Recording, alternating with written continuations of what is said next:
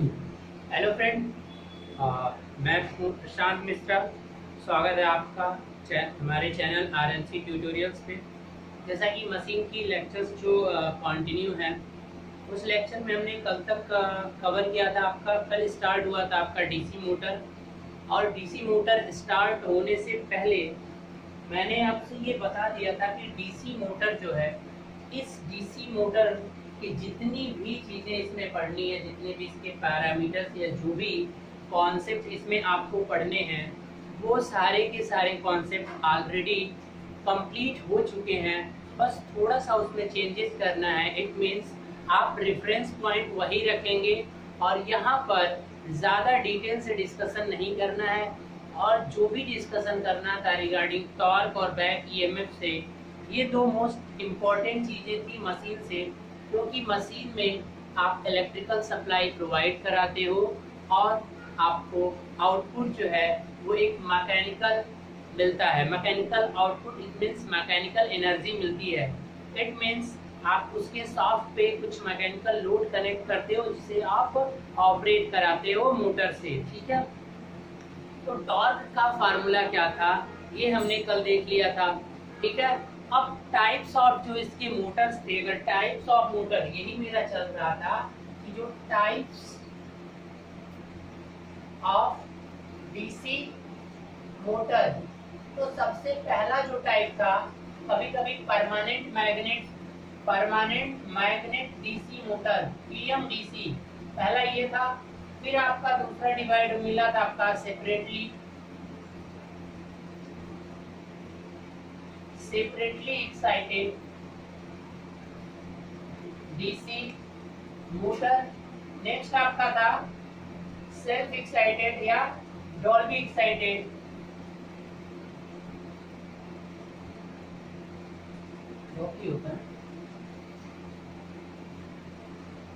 Dolby excited DC motor. ये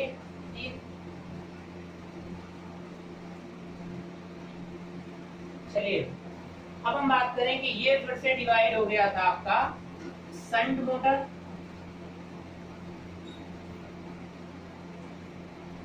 फिर आपका क्या डिवाइड हो गया था, ये सीरीज मोटर। जैसे सेम जनरेटर में था, अब फिर क्या हो जाएगा कंपाउंड। अब ये कंपाउंड एक बार लॉन्ग कंपाउंड और एक बार क्या हो जाएगा शॉर्ट कंपाउंड, और फिर दोनों के दोनों क्यूमुलेटिव और डिफरेंशियली कंपाउंड में डिवाइड होते हैं। तो ये इतना एक्सप्लेन यहाँ पर नहीं करना है, एज इट इज सेम है जैसा कि आपने जनरेटर में पढ़ा था। तो जब आप जनरेटर में ऑलरेडी सारी चीजें पढ़ चुके हो, यहाँ पर ज्यादा टाइम वेस्ट करने से कोई भी आपको फायदा नहीं होगा। तो चलिए हम एक एक करके सेपरेटली एक्साइटेड देख चुके हो। यहाँ पर चेंजेस क्या हो रहा है विद रिस्पेक्ट टू, अगर जनरेटर की बात करो, जो जनरेटिंग इंड्यूस्ड ईएमएफ हो रहा था उसकी direction as it is same थी। जो आपका बैक ईएमएफ है वो भी एज इट इज जनरेटर की तरह यानी सेम डायरेक्शन में इंड्यूस्ड हो रहा है, लेकिन करंट की डायरेक्शन जो है वो यहाँ पर चेंज हो चुकी है। और मोटर के रेफरेंस के केस में हमने स्पीड इसकी एंटी क्लॉकवाइज एज्यूम कर ली है, क्योंकि हमने करंट को उसी डायरेक्शन में प्रोवाइड किया है। ये दो चीजें with respect to generator circuit के चेंज हो रही हैं। तो आपको बस इतना ही फॉलो करना है और ज्यादा प्रॉब्लम नहीं लेनी है यहाँ से। देखिए डीसी शंट की अगर बात करें तो मैंने थोड़ा सा इसके बारे में बताया भी था। तो ये जो है यहाँ पर आपकी क्या होगी, आर्मेचर होगी। क्लियर है? अब ये आर्मेचर क्या होगा, यहाँ से कोई सप्लाई आपकी होगी, ये होगी आपकी सप्लाई, और हमने एज्यूम कर लिया कि सप्लाई वोल्टेज क्या है, VL। It means DC supply होगी, ये पॉजिटिव ये नेगेटिव। अब ये आर्मेचर है, तो आर्मेचर में क्या होगा, एक बैक ईएमएफ जनरेट होगा। तो इसको मैं यहाँ पे लिख दे रहा हूँ EB, और जो भी आर्मेचर होगा उसका एक रेजिस्टेंस तो होगा ही। अब करंट, पहले जनरेटर के केस में यहाँ से करंट जा रहा था, ये इजी था, इजी, और EB की डायरेक्शन देखो सेम हो रही है, ये भी मतलब प्लस माइनस, ये भी प्लस माइनस में आ रहा है। ये आपका शंट है, तो यहाँ पर जो करंट आती है वो शंट करंट है, और ये जो करंट, अब करंट की डायरेक्शन यहाँ पर जो करंट जाएगी आर्मेचर करंट, और यहाँ से जो करंट आ रही है वो लोड नहीं, अब लाइन करंट है। पहले ये डायरेक्शन इधर थी और बोलोगे सर वो भी तो लोड था, नहीं, अब ये लाइन करंट है, इसका नाम आप जरूर यहाँ पर फिक्स कर लेना कि लाइन करंट है। तो एप्रॉक्स यहाँ पर एप्रॉक्स अगर हम बात करें तो इस वाले मशीन में एप्रॉक्स फ्लक्स जो होता है वो क्या होता है, कांस्टेंट, जैसा कि जनरेटर में भी था। अब एप्रॉक्स क्यों बोल रहा हूँ, क्योंकि आर्मेचर रिएक्शन की वजह से कुछ प्रॉब्लम हो सकती है। आर्मेचर रिएक्शन मशीन में ऑफर होता है और उसकी वजह से कांस्टेंट फ्लक्स नहीं हो सकता है डीसी मशीन में। लेकिन अगर आर्मेचर के प्रभाव को इनइफेक्टिव एज्यूम किया जाए तब क्या हो सकता है कि कांस्टेंट फ्लक्स मशीन मानी जा सकती है। तो यहाँ पर ईबी आप आराम से निकाल सकते हो। ईबी इज इक्वल टू क्या हो जाएगा, ईबी अगर निकालना चाहते हो तो देखो, अगर लिखने का सबसे केवीएल लगाना है इसी लूप पे, बस केवीएल तो बी से स्टार्ट कर लो। B is equal to IARA और प्लस ईबी और plus brush drop, brush contact drop, brush contact drop, ठीक है, ये भी हो सकता है। तो अब यहाँ पर जो IL होगा, जो लाइन करंट है, line current is equal to armature current plus shunt current, ठीक है। अगर यहाँ पे फ्लक्स कांस्टेंट है तो एक चीज यहाँ से और निकल नजर आएगी, टॉर्क प्रोपोर्शनल टू क्या होता है, पाई IA। तो मैंने बताया था कि यहाँ से T2/T1 क्या हो जाएगा, IA2 डिवाइडेड बाई IA1। ये आपका टॉर्क इक्वेशन बनेगा, क्योंकि फ्लक्स क्या हो गया है, कांस्टेंट है in the case of DC shunt motor, ठीक है। तो डीसी शंट मोटर का ये है। अब कॉइल क्या रखनी है, कैसे रखनी है, थिक रखनी है कि थिन रखनी है, ये सारा का सारा यानी कंस्ट्रक्शन का पार्ट है। और मैं बता चुका हूँ कि if you are talking regarding the DC motor and generator regarding there constructions, they are at the same, okay. So ये शंट कैसा होगा, इसकी क्या होगी, मतलब कितने वोल्टेज तक रखना है, कितना इसकी वैल्यूज होनी चाहिए, तो ये सारा का सारा जो शंट जनरेटर में था सेम वही है। तो यहाँ पर एक्सप्लेन कंस्ट्रक्शन वाले पार्ट को नहीं करना है, ये भी नहीं करना था, केवल करंट की डायरेक्शन बदल रही है और कुछ भी नहीं हो रहा है। तो सीरीज में क्या हो जाएगा, कल इससे एक क्वेश्चन भी देखो, आपने पूछा था आपसे कि अगर सडनली ये बाइंडिंग क्या हो गई, सडनली अगर मोटर चलते चलते ये शंट अगर डिस्कनेक्ट हो गया किसी तरीके से, तो क्या हो जाएगा, मोटर की स्पीड बहुत हाई हो जाती है। क्योंकि ये जो ईबी होता है ना, इस ईबी का एक और फार्मूला आप पढ़े होंगे, ईबी जो होता है वो प्रोपोर्शनल टू होता है पाई ओमेगा के। और अगर पूरा फार्मूला लिखना चाहते हो तो EB is equal to pi ZNP divided by 60A। तो यहाँ से पाई और ये सब तो कांस्टेंट है, PN और ये सॉरी PZ 60A, तो पाई और NN का मतलब ओमेगा के टर्म में भी लिख सकते हो। तो जैसे ही अगर ईबी फ्लक्स अगर जीरो, मतलब जीरो होने पर रहेगा ना, जीरो हो जाएगा, ये नेगलेक्ट होगी कि कुछ रेजिडुअल पार्ट रहेगा। तो अब बैक ईएमएफ जितना पहले यहाँ पे था, इसको काउंटर बैक करने के लिए स्पीड को क्या करना पड़ता है, बढ़ना पड़ता है। तो अगर सडनली आपका ये शंट कॉइल अगर किसी भी डीसी मोटर में क्या हो गया, डिस्कनेक्ट हो गया, तो उस कंडीशन में आपकी स्पीड बहुत ही डेंजरस स्पीड पे रन करने लगेगी और हाईली अनस्टेबल हो जाएगी वो, ठीक है। Is it clear? तो अब क्या है, ये क्वेश्चन भी अभी कल एसएससी जेईई में हमने डिस्कस किया था, तो मैंने यहाँ पे बता दिया कि अगर ऐसा होगा तो क्या होगा, ठीक है। देखो बैक ईएमएफ कब क्रिएट होता है, जब सप्लाई दोगे, ठीक है। तो यहाँ पर क्या होता है, यहाँ पर लोड लगा होता है कुछ इस तरीके से, यहाँ से सॉफ्ट लगी होती है और इस पे क्या लगा रहता है, लोड लगा रहता है। तो सबसे पहले यही लोड टॉर्क को मिलता है, सॉफ्ट जो इसकी ये सॉफ्ट है, तो इसी सॉफ्ट पे जो टॉर्क प्रोवाइड होती है, यही टॉर्क है, वो वही टॉर्क तो उसे रोटेट कराएगा, ठीक है। तो टॉर्क का मतलब क्या है, वो फोर्स है जो उसे रोटेट करा रहा है, ठीक है। उसके अपोजिट में लोड लगता है, लोड टॉर्क इंड्यूस्ड टॉर्क की हमेशा क्या होता है, अपोजिट होता है, ठीक है। तो जो ये टॉर्क इंड्यूस्ड हो रहा है यहाँ पर लोड लगाते हो, अगर दोनों काउंटर बैंक अगर अधिक होने लगा तो फिर आपका मशीन रन नहीं कर पाएगी। उसकी रेटेड टॉर्क है, उस टॉर्क से अधिक लोड, जितना टॉर्क है उसके अपोजिट में उतना टॉर्क वाला लोड लगा सकते हो। क्या एक आपका इधर लगा रहे जो फोर्स वाला, मैंने एनर्जी वाला बोला था, आपने शायद उसे देखा होगा, एक बार जरूर अभी उसे एक बार उस वीडियो को देख लेना, how the energy balance in the DC machines, as it is generator as it is motor. Linear DC machine का एग्जांपल लेकर बहुत अच्छे से समझाएगा कि किस तरह जब फोर्स बढ़ता है, इंड्यूस्ड टॉर्क बढ़ता है, तो दोनों काउंटर बैलेंस किस तरीके से होते हैं और फाइनली मशीन एक कांस्टेंट स्पीड पे रन करती है। Now question is that one here, if anyhow accidentally this shunt coil disconnected, then what will happen?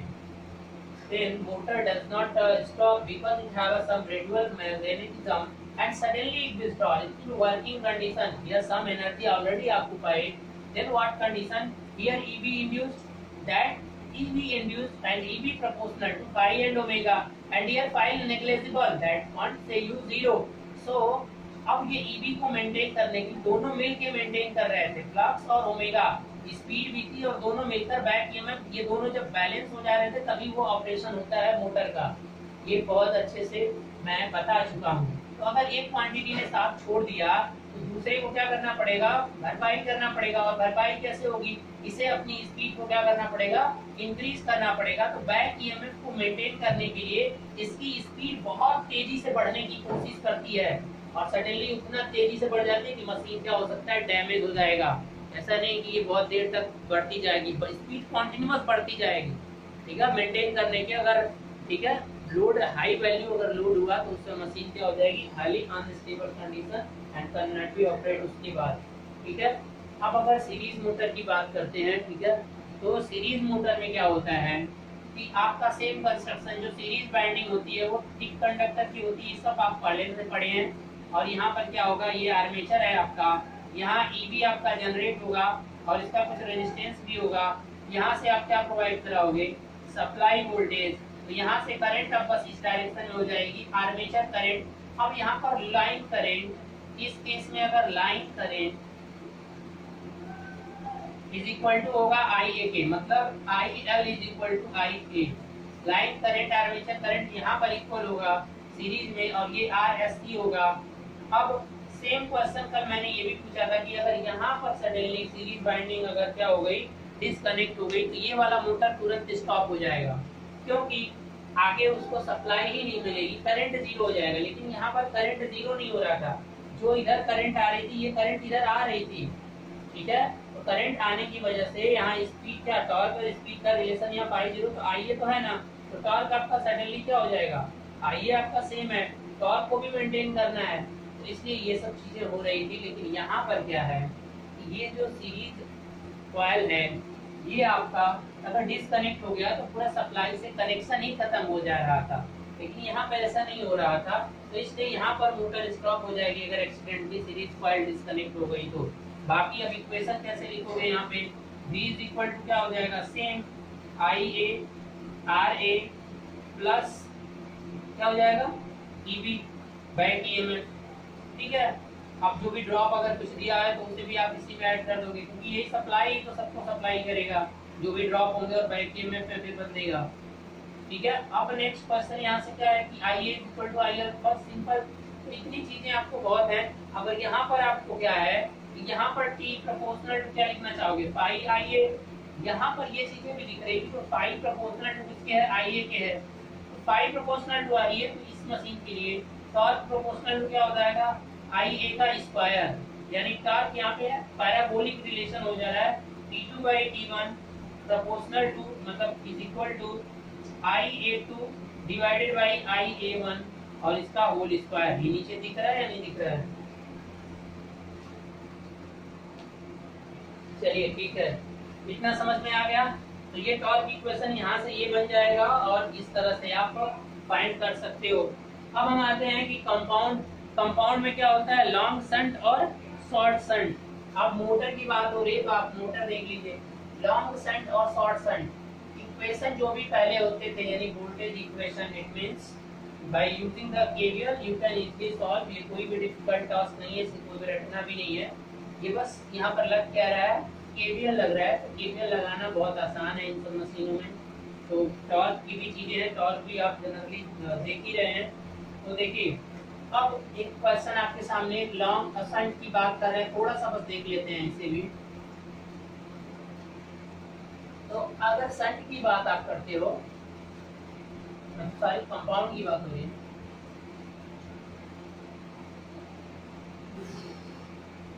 एक तो आपका इस तरह से बनेगा,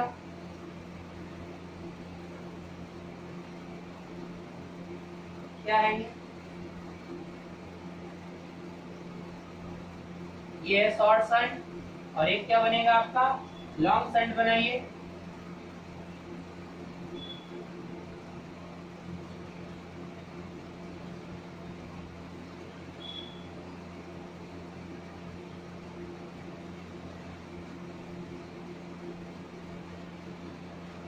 ये देखो RSC सीरीज वाला है, यहाँ से सीरीज फ्लक्स मिलेगा और यहाँ से आपको शंट फ्लक्स मिलेगा, यहाँ से शंट फ्लक्स मिलेगा आपको यानी RSH, और ये है RSC।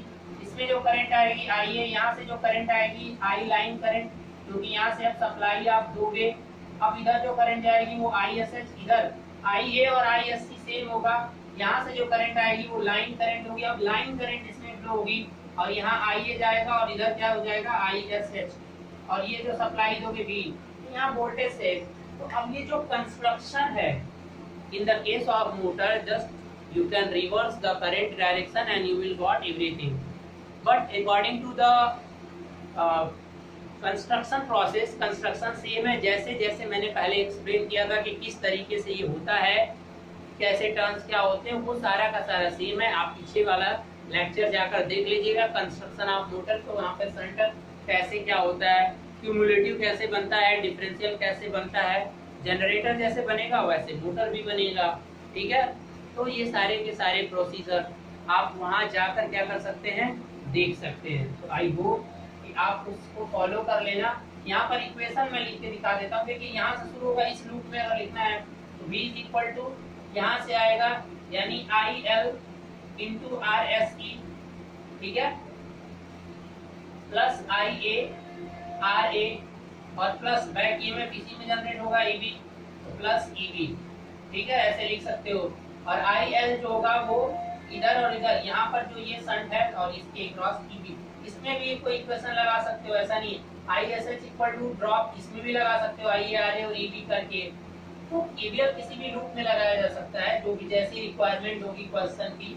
तो ये कोई ऐसा नहीं कि मैं बार बार सारी चीजें लिख के आपको रिप्रेजेंट करूं, बस KVL ही तो लगाना है। यहाँ पर क्या हो जाएगा, V is equal to IA RSE plus यहाँ रेजिस्टेंस भी होगा IA RA और प्लस EB। ठीक है, तो इस तरीके से आप सारी चीजें क्या कर सकते हो, फाइंड कर सकते हो, लॉन्ग शंट और शॉर्ट शंट। तो चलिए, आई होप कि ये सारी चीजें आपको समझ में आ गई होंगी। अब हम समझने की कोशिश करते हैं आर्मेचर रिएक्शन को। ठीक है, armature reaction in DC motor. DC generator में आपने देखा था, सेम यहाँ पर भी वही होता है। देखिए,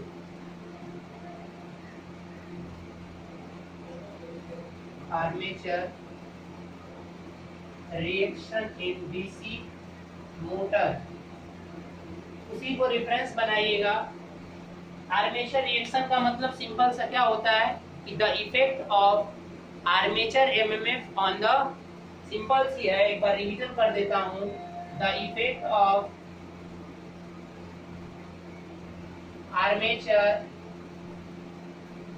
armature MMF on main flux, on main MMF, ऐसे कर दो, या आर्मेचर फ्लक्स भी कर सकते थे, कोई दिक्कत नहीं है।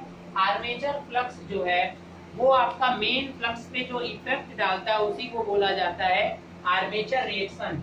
और अभी पिछले केस में आपने जनरेटर के केस में ये देखा था कि यहाँ दो प्रभाव देखने को मिले थे, एक तो डीमैग्नेटाइजिंग इफेक्ट। मतलब क्या हुआ था, फाइनली जो फ्लक्स था, मेन फ्लक्स, फील्ड फ्लक्स बोल देना उसको, ये क्या हो जाता है, थोड़ा सा रिड्यूस हो जाता है। और दूसरा क्या था, cross magnetising, cross magnetising effect. Armature reaction के ये दो इफेक्ट, सही है ना, इफेक्ट देखने को मिलते हैं। यहाँ पे क्या होती है, जो मैग्नेटिक फ्लक्स होते हैं वो क्या होते हैं, डिस्टॉर्ट हो जाते हैं। ठीक है, जिसकी वजह से एमएनए क्या हो जाता है, एमएनए क्या हो जाता है, शिफ्ट हो जाता है, एमएनए शिफ्ट हो जाता है। समझ में आई बात। तो एमएनए को शिफ्ट होने से बचाने के लिए आप ब्रश को कर रहे थे तो ये एडिशनल आ रहा था। जो भी वहां पर पढ़े हो सब कुछ एज इट इज सेम रहेगा, यानी ये सब चीजें वहां डिफिनेशन जो भी है सब वैसे ही रहेगा। लेकिन यहाँ पर डिफरेंस क्या आएगा कि अगर कभी डीमैग्नेटाइजिंग का अगर केस आ गया, जरा ध्यान से देखना, तो आपका ईबी प्रोपोर्शनल टू क्या होता है, पाई ओमेगा, मतलब इसको एन भी लिख सकते हो। तो यहाँ से एन प्रोपोर्शनल टू क्या हो जाएगा, speed proportional to back EMF divided by pi. अगर डीमैग्नेटाइजिंग आर्मेचर रिएक्शन का प्रोसेस हो रहा है और वहां पर फ्लक्स कम हो गई, ठीक है, थोड़ा सा मान लो कम हो गई, तो स्पीड क्या हो जाएगी, इंक्रीज कर जाती है। ये चीज यहाँ पर आ जाएगा, क्योंकि यहाँ पर स्पीड का भी मैटर होगा। पिछले केस में क्या था कि प्राइम मूवर घुमा रहा था, तो वहां पर स्पीड में वेरिएशन नहीं देखने को मिलेगा, लेकिन यहाँ पे टॉर्क इंड्यूस हो रहा है अब, ठीक है, तो यहाँ पर स्पीड मैटर करेगी इन द केस ऑफ, क्योंकि यहाँ पर जनरेशन आपका टॉर्क का हो रहा है। पिछले केस में आपका जनरेशन टॉर्क का नहीं हो रहा था, आप टॉर्क प्रोवाइड करा रहे थे किसी प्राइम मूवर से, तो इसलिए ये सीन वहां पर हमने जिक्र नहीं किया होगा, लेकिन मोटर के केस में ऐसा होगा, ठीक है। तो डीमैग्नेटाइजिंग इफेक्ट से बचाना है तो आप क्या करोगे वो भी आपको पता है। वैसे जनरली तो पहले क्रॉस मैग्नेटाइजिंग इफेक्ट आएगा, जिसमें एमएनए शिफ्ट हो जाएगा, और एमएनए के शिफ्ट होने की वजह से आपका कम्यूटेशन में प्रॉब्लम आएगी, और अगर उस कम्यूटेशन में प्रॉब्लम स्पार्किंग आएगी, उससे अगर आप खत्म करना चाहोगे तो आपको उस ब्रश को शिफ्ट करना पड़ेगा इस न्यू एमएनए पे। ब्रश वैसे ज्योमेट्रिकल पे होता है, तो उसको एमएनए पॉइंट पे क्या करना पड़ेगा, शिफ्ट करना पड़ेगा। लेकिन जैसे ही देखा था हमने शिफ्ट किया था, तो हमारा डीमैग्नेटाइजेशन की इफेक्ट भी आने लगा था, ठीक है। तो डीमैग्नेटाइजेशन अगर मोटर के केस में आएगा तो फिर वो स्पीड को भी क्या कर देगा, इंक्रीज कर देगा। Is it clear? और स्पीड इंक्रीज होगी तो टॉर्क क्या हो जाएगा, रेड्यूस हो जाएगा, क्योंकि टॉर्क प्रोपोर्शनल टू किसके होता है, टॉर्क प्रोपोर्शनल टू किसके होता है, पाई आई ए। अब अगर पाई रेड्यूस हो रहा है तो टॉर्क पे क्या, यहाँ से पाई से ही देख लीजिए ना, आपका ये रेड्यूस होगा तो ये भी क्या हो जाएगा, रेड्यूस हो गया, ठीक है। नहीं तो वैसे भी जनरली T प्रोपोर्शनल टू क्या हो जाएगा, 1 पाई। यहाँ से पाई की इक्वेशन यहाँ से रख दीजिए ना, pi is equal to EB by N रख के देख लीजिए। एक और फार्मूला होता है कि N और T का रिलेशन देखना है, तो यहाँ से देखिए EB पाई N है, टॉर्क प्रोपोर्शनल टू ये है, पाई की जगह यहाँ से क्या हो जाएगा, EB बाई N, पाई यहाँ EB बाई N, तो यहाँ से टॉर्क प्रोपोर्शनल टू ये भी लिख सकते हैं कि पाई की जगह क्या लिखा जा सकता है, EB डिवाइडेड बाई N, और यहाँ पर पहले से ही IA था, तो अब टॉर्क प्रोपोर्शनल टू क्या हो गया, देखिए EB और IA सिंपल सा है, यहाँ से भी वही इक्वेशन मैच हो गया, EB IA डिवाइडेड बाई क्या हो गया N, मतलब प्रोपोर्शनल टू EB IA क्या होता है, PM मैकेनिकल पावर होता है, और N सिंपल सा P is equal to T omega, ही तो बन गया, ये ओमेगा प्रोपोर्शनल है तो 2 पाई वाला टर्म हमने रिड्यूस कर सकते हैं, तो यानी टॉर्क प्रोपोर्शनल टू किसके हो गया, P डिवाइडेड बाई N के, मतलब टॉर्क और स्पीड का जो रिलेशन होता है वो इनवर्सली है, यहाँ पे आपको क्लियरली दिख रहा है। अगर टॉर्क इंक्रीज होगी, स्पीड इंक्रीज हो गई, तो टॉर्क क्या हो जाएगी, रेड्यूस हो जाएगी। अब ये क्वेश्चन बहुत लोगों ने पूछा था, सर अगर स्पीड इंक्रीज हो रही है तो टॉर्क डिक्रीज कैसे हो रही है, ठीक है। इसको फिर से एक बार अभी जब समझा दे रहा हूँ, अभी देख लीजिए थोड़ा सा कि ये रेशियो होता है क्या, टॉर्क का मतलब लोड टॉर्क की यहाँ पे बात हो रही है कि जब टॉर्क को बढ़ाओगे, क्योंकि ये जो टॉर्क होता है जब ये बात होती है तो ये कांस्टेंट पावर पे बात होती है, torque proportional to 1 by speed, मतलब कांस्टेंट पावर उस समय क्या होनी चाहिए, कांस्टेंट होनी चाहिए जब भी ये बात करते हैं हम। तो जब कांस्टेंट पावर होगा, ध्यान से देखिए, यानी P इज इक्वल टू क्या हो जाएगा, कांस्टेंट पावर जो होगी कांस्टेंट होगी, तभी आपका क्या होगा, टॉर्क प्रोपोर्शनल टू होता है स्पीड के। जब एक पुली लगी होती है उस पर जो भी टॉर्क है, अगर वो टॉर्क आप बढ़ाओगे, ठीक है, तो स्पीड क्या हो, क्योंकि लोड टॉर्क का मतलब टॉर्क बढ़ेगा कब, आप कैसे बढ़ा सकते हो, आप बताइए। टॉर्क बढ़ाने का आपके पास ऑप्शन क्या है, अगर आप पावर कांस्टेंट रखना चाहते हो तो आपके पास ऑप्शन क्या है, टॉर्क बढ़ाना है तो आप क्या करोगे, लोड टॉर्क को इंक्रीज करोगे। जो लोड है सॉफ्ट पे, ये सॉफ्ट है मशीन का, मोटर का, इस पे आपने कोई एक मशीन लगा रखा है, पुली और वो क्या बोलते हैं जो पट्टे होते हैं उससे कनेक्ट करके आपने लगा रखा है, कोई दूसरा मशीन लगा दीजिए, तो अब क्या होगा, लोड बढ़ा, लोड टॉर्क बढ़ने की वजह से आपका जो ये इंड्यूस्ड टॉर्क होता है वो भी क्या हो जाता है, इंक्रीज हो जाता है। यानी अब सप्लाई साइड से नहीं चेंज करना, वोल्टेज को नहीं चेंज करना है, आपने लोड टॉर्क को इंक्रीज किया तो आपका इंड्यूस टॉर्क क्या होगा, उसे बैलेंस करने की कोशिश करेगा। अगर पावर कांस्टेंट है, जितना पावर आपने यहाँ से इनपुट दिया अगर वो कांस्टेंट है, ठीक है, तो उसके अंदर आपको स्पीड को इसीलिए क्या करना पड़ेगा, डिक्रीज होना पड़ेगा। आप कोई काम कर रहे हो, आप तेजी से आगे बढ़ रहे हो और कोई आपको पीछे से खींच रहा है, ठीक है, आपको कोई पीछे से क्या कर रहा है, खींच रहा है, और वो भी तो दोनों लोग एक कांस्टेंट स्पीड से, आप तेज भागने की कोशिश कर रहे हो लेकिन पीछे वाले ने आपकी स्पीड मेंटेन करके रखी है। दैट इज, आप क्या है कि आप इंड्यूस्ड टॉर्क को जो भाग रहे हो, जिसने मेंटेन करके रखा है आपको, वो है आपका लोड टॉर्क। अब क्या है, सॉरी, जो भाग रहा है उसकी बात करिए, आगे वाला लोड टॉर्क, पीछे इंड्यूस्ड टॉर्क। अब कोई और ज्यादा भागने की कोशिश कराइए, मतलब लोड को और बढ़ाइए, तो जैसे ही ये लोड टॉर्क अगर इस डायरेक्शन में आप बढ़ाने की कोशिश करोगे, मान लो ये लोड टॉर्क हो गया, तो इसके अपोजिट में इंड्यूस्ड टॉर्क क्या होता है, जनरेट होता है, ठीक है। जब इंड्यूस्ड टॉर्क जनरेट होता है तो ये क्या होता है, स्पीड क्या हो जाएगी, पहले बहुत तेजी से चल रहा था उस पर और ज्यादा लोड आपने दे दिया, मतलब टॉर्क क्या हो जाएगा, टॉर्क क्या हो जाएगी, बढ़ गई ना, आपने लोड टॉर्क को बढ़ा दिया तो स्पीड क्या हो जाएगी, उस समय घट जाएगी। तो उस समय इस तरह से आप देखने की कोशिश करना, क्योंकि पावर क्या रहती है, कांस्टेंट होती है, यानी ये रिलेशन जब भी बात होती है टॉर्क इनवर्सली प्रोपोर्शनल टू किसके होता है, स्पीड के, तो ये कांस्टेंट पावर की बात होती है। ये चीज जरूर आप याद रखिएगा और एक बार और समझ जाइएगा इसे, ठीक है।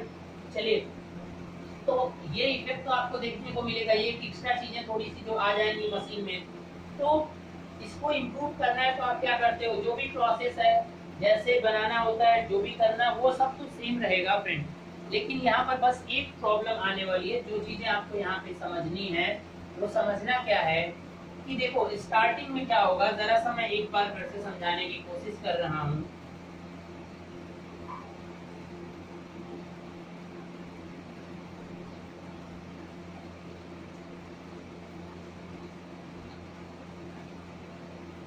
साउथ, नॉर्थ, ये आपके कंडक्टर्स होते हैं। ये आपका जब प्रेजेंट में GNA और MNA दोनों क्या होते हैं, एक ही पॉइंट पे होते हैं, ठीक है। इधर वाले कंडक्टर को चलो अभी तो वही कंडीशन आपने माना, लेकिन अब जो टॉर्क जनरेट होता है इसमें, वो किधर जनरेट होता है, वो डायरेक्शन यहाँ पर पहले जनरेटर का और यहाँ केस अलग हो जाता है। कैसे आया यहाँ पे नहीं एक्सप्लेन, ये आपका ओमेगा इधर से स्पीड से इधर से रन करेगा, ठीक है। तो अगर ओमेगा जिधर रन कर रहा है तो टॉर्क क्या होगा, इसी डायरेक्शन में, लेकिन लोड जो होगा यहाँ से कुछ कनेक्ट होगा, ये सॉफ्ट होगी, ठीक है। जो लोड टॉर्क होगा वो क्या होगा, इसके अपोजिट में ये होगा लोड टॉर्क। अब इसी को बैलेंस करेगा जो इंड्यूस्ड टॉर्क होता है, उसका यही काम होता है, किसी को मेंटेन करके रखना है। अब जितना इसके अंदर पावर रहेगी, तो जो यहाँ पर मैकेनिकल पावर पहले जो आएगी इलेक्ट्रिकल फॉर्म में, वो आती है EB और IA, और फिर यही बदलता है आपका टॉर्क में। Is it clear? तो यहाँ से एक चीज मुझे बस ये बतानी है कि देखो, जैसे ही आप इसे सप्लाई दोगे तो यहाँ पर तो कंडक्टर का कहोगे सर, चलिए एक सिंपल सा चीज यहाँ पर देखना है। सी, एक एग्जांपल देखिए, शंट मशीन मैंने लिया,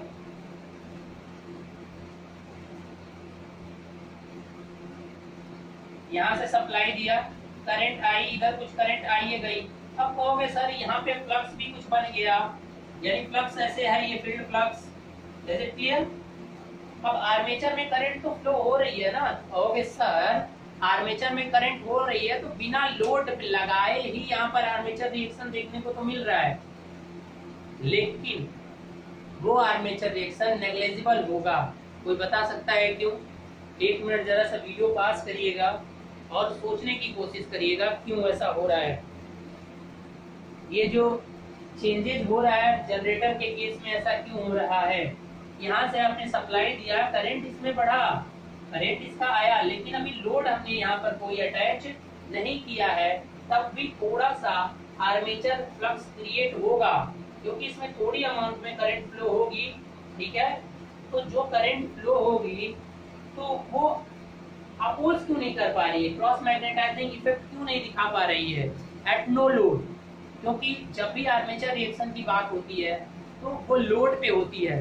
देखो क्या होता है अब यहाँ से मोटर की मैकेनिज्म आपको पता चलेगी। देखिए, जब लोड आपने यहाँ पर कोई लोड नहीं लिया, सॉफ्ट पे कोई लोड नहीं कनेक्ट किया है, तो जो करंट इसमें बहेगी वो क्या होगी, बहुत कम करंट जनरेट होगा। क्यों जनरेट होगा, क्योंकि जो बैक ईएमएफ, जो टॉर्क जनरेट होगा इसका इंड्यूस्ड वाला, वो क्या होगा, बहुत कम होगा। Is it clear? ये जो टॉर्क जनरेट होगा वो बहुत कम होगा, इसलिए ये लोड से इधर से जो करंट इसको रिक्वायरमेंट होगी वो बहुत कम करंट इधर से लेगा। क्योंकि जब कोई लोड ही नहीं है तो क्या होगा, small amount of armature current जो ड्रॉप को बस फ्लो करा सके उतना ही फ्लो होगी। Is it clear? क्योंकि इंड्यूस्ड टॉर्क उस समय कितना होगा, देखो कहीं भूल तो नहीं गया ना आप, सारी की सारी जो पीछे वाली चीजें, मोटर है ना बेटा, ऐसे वाइंडिंग पड़ी हुई है फील्ड में, फील्ड तो आपका चल रहा है, फील्ड में जब पड़ा हुआ है तो क्या होगा, जैसे ही अब इसमें रखोगे फील्ड में और इस पर एक करंट आएगी, वो अल्टरनेटिंग करंट है, बार बार बदल रही है, क्योंकि कम्यूटेटर, वैसे दे तो आप डीसी रहे हो लेकिन कम्यूटेटर ने उस करंट को किसमें बदल रखा है, एसी में। तो अब बार बार ये जो फ्लक्स है वो फ्लक्चुएट हो रही है, मतलब रेट ऑफ चेंज हो रहा है। कोई कॉइल है और उसमें करंट फ्लो हो रही है और वो एक मैग्नेटिक फील्ड में रखी हुई है और ये करंट बार बार चेंज हो रही है, तो व्हाट इज द मीनिंग, तो इस कॉइल पर क्या होता है, when a current carrying conductor placed in a magnetic field it will experience a force, और उस पे क्या होता है, फोर्स लगता है, और वो करंट बार बार चेंज भी हो रही है। तो एक बार फोर्स इस डायरेक्शन में लगेगा और जैसे ही हाफ में आएगा फिर फोर्स की पोलैरिटी बदल जाएगी, तो इस तरह से वो फोर्स एक टॉर्क के रूप में बदल जाता है, मतलब उसी की वजह से आपको एक टॉर्क जनरेट हो जाएगा।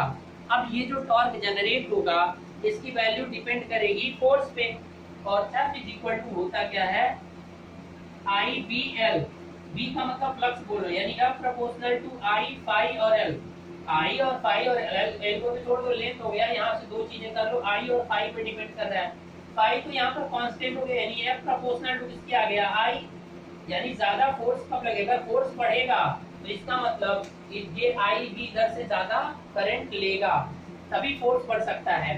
तो ये हल्का अमाउंट में इंड्यूस्ड टॉर्क जनरेट होगा, लेकिन अगर आप सॉफ्ट पे कोई लोड कनेक्ट करोगे तो क्या होगा, लोड बढ़ाने का मतलब क्या होता है, आपने ये भी पता होगा कि करंट को बढ़ाना। तो लोड जब बढ़ता है तो मतलब वहां पे प्रोसेस क्या होती है, एक टॉर्क होता है इंड्यूस्ड टॉर्क, उसके अपोजिट में लोड बढ़ाने का मतलब क्या होता है, सिंपल सा, किसी चीज को लोडिंग करने का मतलब क्या हुआ कि कोई चीज नॉर्मल में ऑपरेट करो उसके अगेंस्ट में कोई चीज आप बढ़ा रहे हो। तो एक टॉर्क था इंड्यूस्ड टॉर्क जो उसको रोटेट करा रहा था सॉफ्ट को, उसके अगेंस्ट में आपने एक लोड टॉर्क प्रोवाइड करा दिया, तो क्या होगा, अब जो होगा, अब ये इंड्यूस्ड टॉर्क भी बढ़ने की कोशिश करेगा। देखो सिंपल सा बताया था फर्स्ट डे मैंने, ये मेरे पास बुक है, इस पे एक और बुक रखोगे तो मैं क्या करूंगा, अंदर से और एनर्जी लगाने की कोशिश करूंगा, और वो एनर्जी मेरी टॉर्क के फॉर्म में, मोटर के केस में टॉर्क होती है। अब ऐसे नॉर्मली है तो मैं कुछ अपने अंदर से बहुत हल्का पावर लगा रहा हूँ, मैं इतना कोई पावर नहीं लगा रहा हूँ, लेकिन अब वजन बढ़ाते जाइए, जैसे जैसे बढ़ाते जाओगे तो मेरी शरीर इससे क्या करेगी, अंदर से एनर्जी प्रोवाइड कराती रहेगी, जिससे मैं, लेकिन एक ऐसी कंडीशन भी आएगी कि मैं, मेरे पास जितनी पावर है उससे ज्यादा हो गया तो फिर मैं फेल कर जाऊंगा। तो यहाँ पर भी यही होता है, जब तक सॉफ्ट पे कोई आप लोड कनेक्ट करेंगे हो तो एक इंड्यूस्ड टॉर्क हल्का सा है जो उसे रोटेट करा रहा है। अब आप लोड लगाओगे तो उस इंड्यूस्ड टॉर्क के अपोजिट में एक क्या कर रहे हो, टॉर्क प्रोवाइड करा रहे हो, तो उसको बैलेंस करने के लिए क्या होगा, ये अपने टॉर्क को, जो अपोजिट वाला टॉर्क है उसको बढ़ाएगा, और वो टॉर्क कैसे बढ़ेगा, टॉर्क प्रोपोर्शनल टू फाई आई होता है, तो या तो फ्लक्स बढ़ाइए या तो करंट बढ़ेगा, तो फ्लक्स को भैया यहाँ पे कांस्टेंट है तो इसलिए करंट बढ़ जाता है, तो इसलिए आप कहते हो जब लोड बढ़ाते हो तो क्या हो जाता है, करंट बढ़ जाएगा। तो इस तरीके से मोटर के बारे में मैंने आपको एक्सप्लेनेशन किया, एक बार फिर से बता देता हूँ, ध्यान से सुन लीजिए, अब कंफ्यूज मत होना, किस तरह से सारी चीजें होती हैं। आपने सॉफ्ट है, ये आपका सॉफ्ट है, मान लो कि इसकी एक डायरेक्शन रेफरेंस कोई भी हो, ये आपका इस डायरेक्शन में रोटेट कर रहा है, तो टॉर्क